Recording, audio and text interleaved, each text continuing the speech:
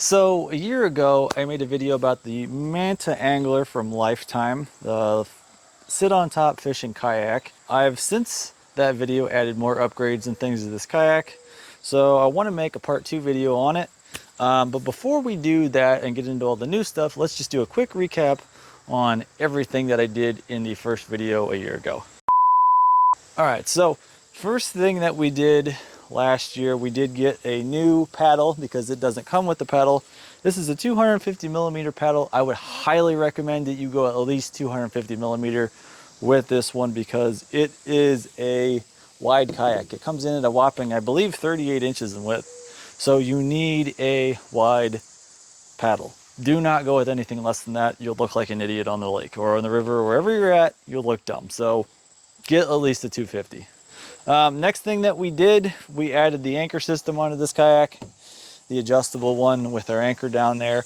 I went with this one because I wanted the adjustability. I don't like the other anchor systems that are out there because they're only a single point anchor.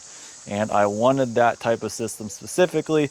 Plus it's cheap and affordable, and I'm not spending $100 on an anchor. I'm sorry, I'm not doing that. It's just ridiculous. If you're doing that, you're nuts. But like I said, the anchor system, second thing we did. Third thing I did, real quick, we did scupper plugs because this has 8 of them. I got these from Walmart and they're in a 4-pack.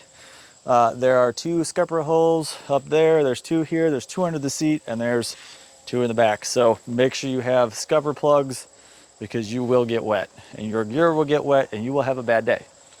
Next thing we did seat riser. This is not a seat riser that's actually made for this kayak, but it fits perfectly.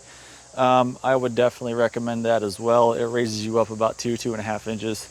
So we did that. I also adjusted the fishing pole holders. I adjusted those so that the rods are not sticking way out. I have them so that they're more in and compact, and so I did that. And then I also added a 17-gallon tote for when we go kayak camping. I can put all my food and all my gear, all my camping supplies in there and fit most of all that in there. I do have to put a few things in the front hatch of the kayak, but this has been fantastic for that. The only other thing that I did do, we did add the umbrella. This is a sport umbrella. You can find these on Amazon. My only regret about this one is that I should have went with the XL version instead of just the regular one because it's a little bit stronger built and the size of it, of the umbrella part, is a little bit bigger. But this is great for keeping the sun off of you. It is adjustable. It does spin around and everything like that and have adjustment points, as you can see, whatnot. But that has been fantastic for that. Can keep light rain and sun off of you. So I think that's everything. I did add the metal stringer as well, but I think that's everything. 250 millimeter paddle, the anchor system, scupper plug, seat riser, stringer, and the 17-gallon tote, as well as the umbrella. So that's what we did for part 1. Just a quick recap for you guys. All right, so moving on, part 2 here, what this video is about. There's some different stuff on here I wanted to show you guys. I wanted to put a powered system on here that could have a battery box and all of that, and then also have cameras to actually film so that I don't have to use my phone. So we'll go through all of that in here in just a minute. But first, a couple quick things that I did add. I did add a rod holder. This came in a 2-pack off of Amazon. That's fantastic for if you need to put your rod down, if you're going through the rapids or whatever, or get into a situation where you need to put your rod down and you don't want to put it in one of the rod holders or can't get to that one or whatever. Or if you catch a fish, you can always just stick it in there and secure it and then work on the fish and do that. So that has been fantastic. The other thing that I did get a dolly for it, so that way I can carry it around. If you guys remember, I did a video a year ago where I came back from the river trip and I had lost one of my wheel skegs. And so we're going to be using the dolly from here on out to move it. I don't like the wheel skegs that are on it, and because I had lost one of them, I am actually going to be getting rid of those, and we're going to be modifying it to skid plates. And so they're going to be, instead of drop down like 4.5 inches in the back, which catches on all the rocks in shallow water and is a pain if you're trying to pull in and out. These like to dig into the dirt and the mud and the sand. So we're going to put skid plates, and they're only going to be about 1.5 inches. That comes down off the back here, 3D printed. Those are going to be made out of ASA filament. They're super strong and rugged filament for that. So that is one upgrade that I'm still working on, but we will have. We did add the battery box. That's a Seahorse case. These are made in the USA.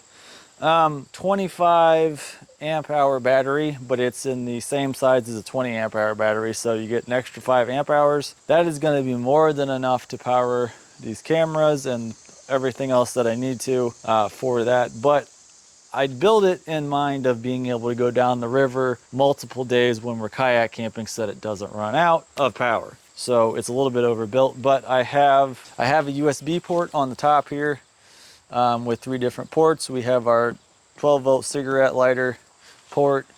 We have our voltmeter, tells us how charged it is, and then we have our on-off switch, which powers and turns off the entire thing.